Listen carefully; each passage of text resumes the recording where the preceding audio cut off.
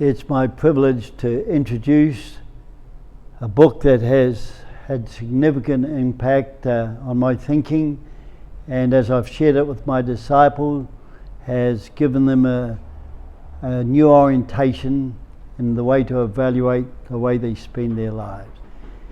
In a world where so many are disillusioned, with broken ambitions, broken relationships, where anxiety and fear for the future is creeping in,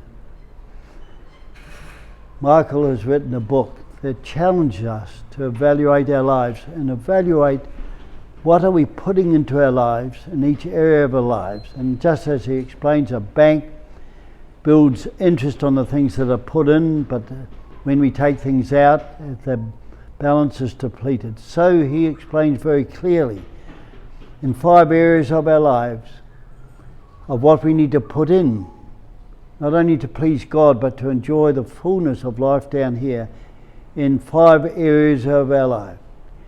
He looks at our physical life, our emotional life, our relational life, our mental life, and our spiritual, our soul.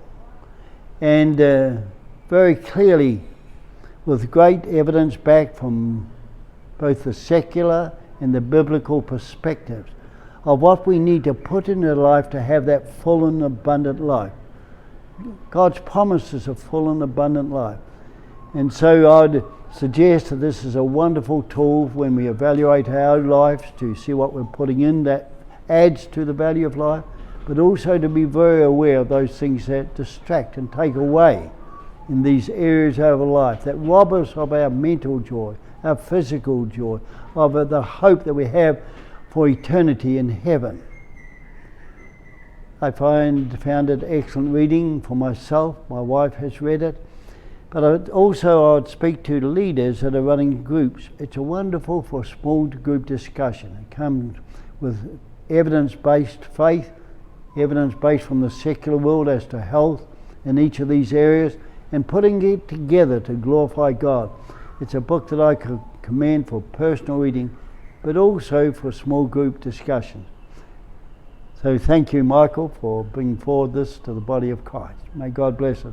And I know he will for those that will read and apply its truths.